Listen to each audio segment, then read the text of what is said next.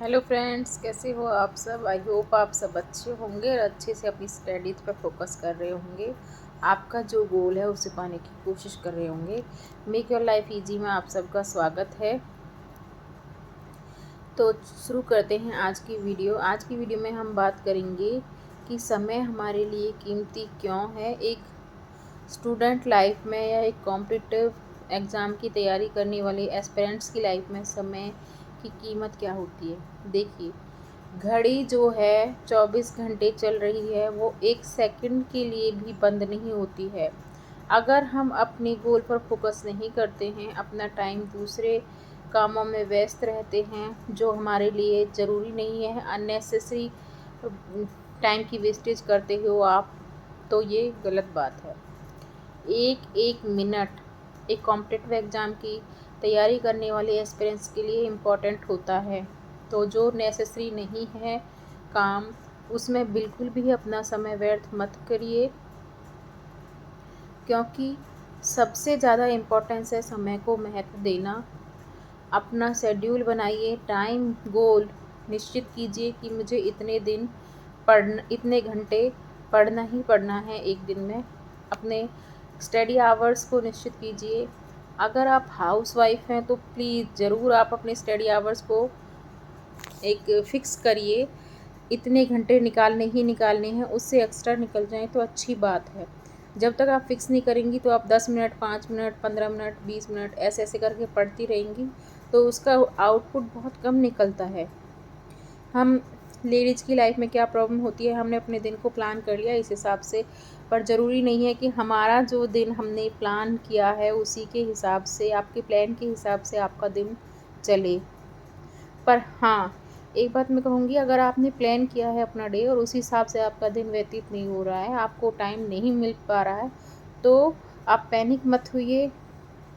जितना टाइम आपके पास बचा है, कम आवर्स निकल रहे हैं, थोड़ा कम टाइम निकल रहा है, तो उसको पैनिक होने में नहीं वेस्ट करना आपको। उसको आपको जो आपके हार्ड लगते हैं आपको सब्जेक्ट्स, उन पे फ़ोकस कीजिए। जो ईज़ी सब्जेक्ट्स हैं जिन पे आपकी कमांड है, उस दिन उनको स्किप कीजिए और जो हार्ड हैं उनको टाइम ज़रूर दीजिए। हार्ड सब्जेक्ट को रेगुलरली टाइम दीजिए, तो आपकी उन पर कमांड हो जाएगी और वो आपको ईज़िली अच्छे लगने लगेंगे। हमें इंटरेस्टिंग कौन-सा सब्जेक्ट लगता है, जो हमें ईज़ी लगता है वही तो इंटरेस्टिंग लगता है। ये हर एक एस्पिरेंट की पहचान है कि इंटरेस्टिंग वही होता है जो ईज़ी लगता है उन्हें। तो हर किसी का एक फ़ेवरेट सब्जेक्ट होता है, क्योंकि हमारी उस पे कमांड होती है। जो आपका इंटरेस्ट इसमें नहीं आ रहा है, उसको थोड़ा-सा टाइम ज़्यादा दीजिए और उसको पे फ़ोकस कीजिए। उसकी कमियों को, मैंने कहा है वीक पॉइंट्स को नोट करिए, उन पे काम कीजिए, उनमें करेक्शन कीजिए। ये सबसे अच्छा तरीका है अपनी गलतियों को सुधारने का।